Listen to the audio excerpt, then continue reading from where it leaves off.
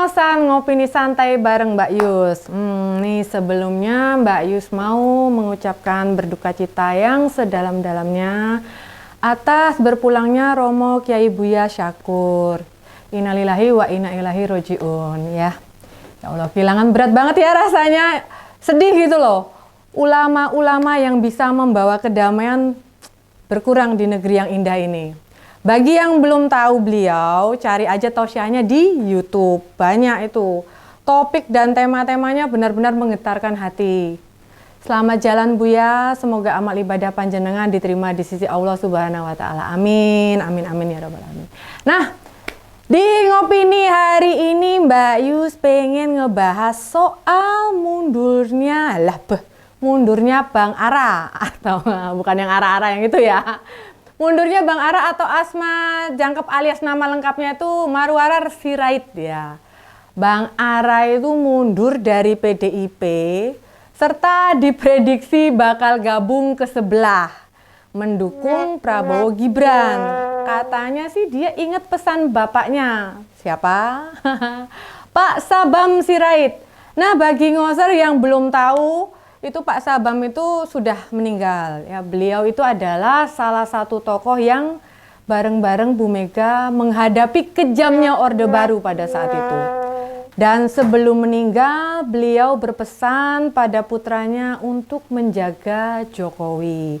Nah, tentu saja pesan seorang ayah, apalagi beliau dan Bang Ara itu sama-sama politisi. Memberi pesan harus ditunaikan ya, harus amanah. Tapi benarkah pesan itu masih berlaku hingga kini? Pak Sabam itu wafat pada tanggal 29 September 2021. Tokoh yang lekat dengan ideologi rakyat kecil itu selalu berdiri di garda paling depan bila PDIP banyak diserang. Pembelaannya pada wong cilik itu ndak perlu diragukan lagi. Di situ letak masalahnya. Wong cilik karo wong licik lah beto. Mesti huruf dan jumlahnya sama. Cilik karo licik, licik karo cilik. Hampir sama kan? 11-12 kuwi. Hati-hati loh aja salah ya kan. Nih, pertanyaan Mbak Yus, seandainya Pak Sabam masih hidup, layakkah Opa Panda? Alah. Seandainya gini loh, maksudnya Mbak Yus itu seandainya Pak Sabam itu masih hidup, layaknya seperti Opa, apakah beliau akan sama dengan Opa Panda Nababan? Bagaimana melihat pencalonan Gibran gitu loh? Lawong saat jadi wali kota saja, Opa Panda bilang, dia itu karbitan. Katanya dulu mereka tidak tertarik ke politik. Lah kok mak bedunduk daftar jadi calon wali kota. Padahal PDIP sudah punya calon sendiri waktu itu. Kata bapaknya yang presiden, ojo kesusu, ojo gerusa-gerusu, lama cegaki anakku arep melu. Katanya belum cukup umur, aturan melarang, gembruduk aturan melarang usia di bawah 40 tahun nyalon langsung diubah. Sopo sing ubah ya, siapa lagi kalau bukan paman. Seandainya Pak Sabam masih ada, melihat semua ini, Mbak Yus percaya, beliau berada di garda paling depan menghadang penguasa yang merusak sistem, menginjak-injak aturan, lupa pada partai yang mengantarkan mereka untuk meraih kekuasaan. Jadi Bang Ara, sudahlah bawa-bawa almarhum Bapak. Bila memang mau merapat ke penguasa, ya silahkan saja. PDIP bukan kali ini saja kehilangan kader atau melepaskan orang yang potensial. Sebagai institusi yang memperjuangkan demokrasi, masa sih tidak berlaku demokratis gitu? Memang baru kali ini PDIP kehilangan kader yang cemerlang. Oh enggak, sudah sering, buktinya tuh banyak banget itu loh. Buktinya sampai sekarang pun PDIP masih bakoh-bakoh aja tuh. Bila hanya kehilangan Budiman sama Bang Marwarar, yo nggak ada yang harus disesali gitu loh. Cuman cara mereka berpisah juga beda ya. Kalau Mas Budiman kan dipecat, sedangkan Mas Ara pamitnya baik-baik, datang ketemu muka, keluarnya ketemu punggung, ya itu baik-baik. Bagi yang sudah lupa, di tahun 2005, dedengkot partai Moncong Putih itu banyak yang bedol partai. Tahu nggak bedol partai? Keluar bareng-bareng, wes serentak gitu. Saat itu bisa jadi supaya efeknya tuh ben kroso banget nih Bu Mega gitu loh. Makanya mereka langsung serentak gitu lah.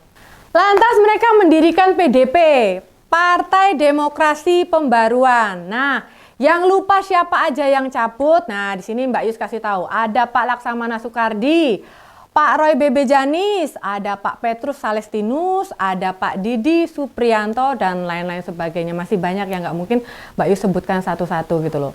Mereka itu keluar karena dampak dari kekalahan PDIP melawan Demokrat di tahun 2004. Nah, sekarang ini gimana kabarnya PDIP ya?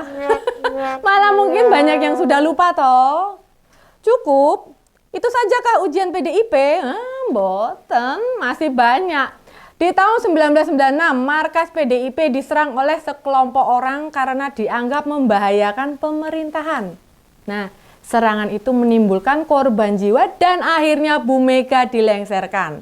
Lantas ketua umumnya dijabat sama Suryadi, dulu masih bernama PDI. Nah, makanya berdiri PDIP itu karena partai lama berisi orang-orang bayaran Orde Baru. Dan nama PDI jadi sejarah kelam masa lalu PDIP. Makanya pamitannya Bang Ara bukan perkara besar. Dikira di masa Pilpres ini itu semua tidak dikalkulasi, tidak diperhitungkan, tidak diantisipasi. Oh, jangan salah gitu loh. Apalagi Mas Budiman dan Bang Ara sejak tahun 2019 bukan wakil rakyat, dengan kata lain yo gagal terpilih gitu loh. Setidaknya akses ke kader maupun simpatisan ya terbatas, apalagi jaringan ke struktur.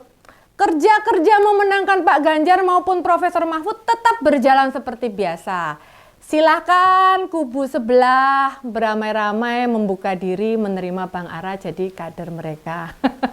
Sebagai putra ideologi Pak Sabam Sirait tidak mudah loh menerima ideologi lain. Garis perjuangannya tuh berbeda. Seperti yang diperjuangkan Pak Sabam. Mbak Yus lupa nih, sekalian Mbak Yus sampein. Ujian terbaru yang dianggap besar banyak orang itu adalah waktu Presiden tak mendukung Pak Ganjar. Kemudian mendorong anaknya jadi cawapres Prabowo. Gimana respon PDIP? Ya biasa aja.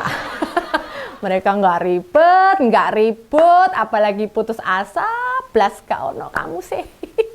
Jadi ngoser yang Budiman tidak perlu resah dan gelisah ono lagune kuwi.